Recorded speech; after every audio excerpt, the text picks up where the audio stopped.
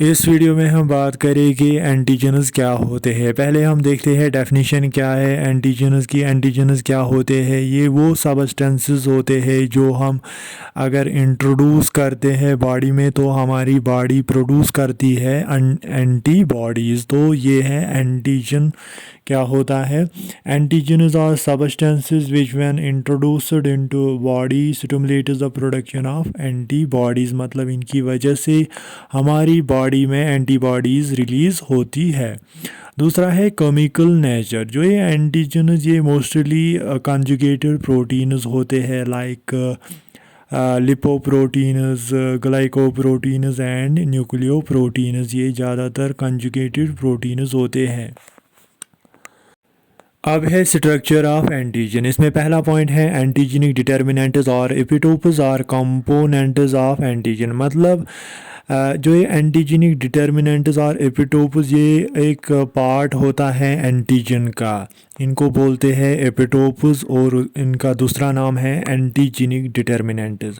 Because जो ये epitopes होते हैं हमारी बॉडी में जब एंटीजन एंटर होता है तो हमारा इम्यून सिस्टम इसी एपिटोप को रिकॉग्नाइज करता है, फिर इस एंटीजन के साथ बाइंड होती है antibodies.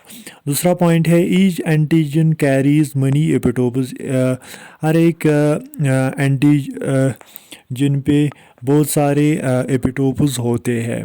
Each Y shaped antibody molecule has at least two binding sites that can attach to a specific epitope on an antigen। और हर कोई जो वाई शेप्ड एंटीबॉडी होती है उसमें एटलीस्ट 2 बाइंडिंग साइट्स होती है किसके लिए? स्पेसिफिक एपिटोप के लिए। An antibody can also bind to identical epitopes of two different cells at the same time, which can cause neighboring cells to aggregate। मतलब एक एंटीबॉडी ये बाइंड हो सकती है दो आइडेंटिकल एपिटोप्स के साथ ऑफ डिफरेंट सेल्स। मतलब यहाँ पे दो डिफरेंट सेल्स है उन पे आइडेंटिकल एपिटोप्स है। मतलब ये दो सेल्स है यहाँ पे, इन पे आइडेंटिकल एपिटोप्स है। तो इस केस में क्या होता है, ये दो सेल्स जो है ये एग्रीगेट हो जाती है।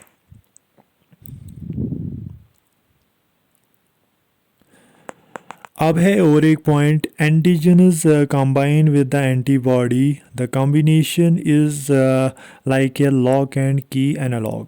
मतलब जो ये एंटीबॉडीज़ एंड एंटीजन्स ये कंबाइन होते हैं एक दूसरे के साथ लाइक लॉक एंड की एनालॉग। जैसे लॉक एंड की होता है, जैसे हम लॉक में की डालते हैं वैसे ही इनका कॉम्बिनेशन होता है।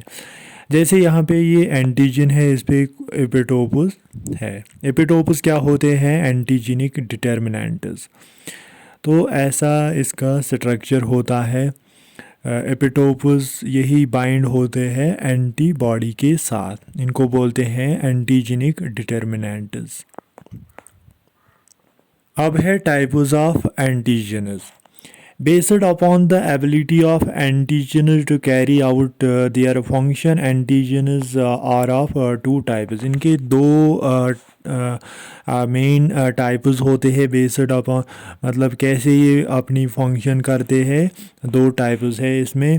पहला है कंप्लीट एंटीजन एंड दूसरा है इनकम्प्लीट एंटीजन जिसका दूसरा नाम है हैप्टिनस। पहला है कंप्लीट एंटीजन। क्या होता है? A complete antigen is able to induce antibody formation and produces a specific and observable reaction with the antibody so produced. Complete antigen क्या होता है? ये वो एंटीजन होता है जो इंड्यूस करता है antibody formation and produces a specific and observable reaction. मतलब ये वो एंटीजन्स होते हैं जो हमारी बॉडी में इंड्यूस करते हैं एंटीबॉडी प्रोडक्शन, मतलब जो एंटीबॉडी प्रोडक्शन करवाते हैं।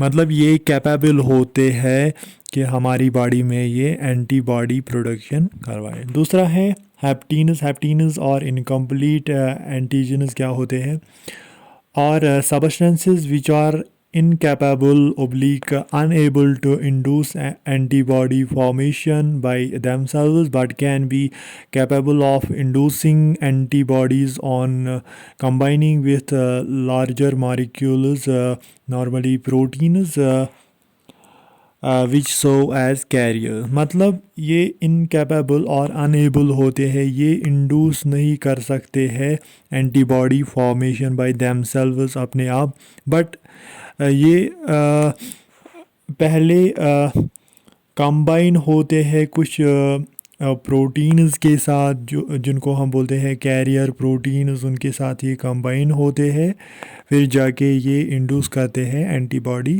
Formation.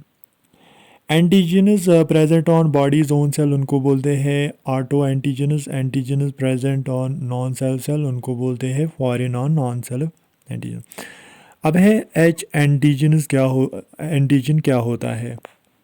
Red blood cells of all ABO blood groups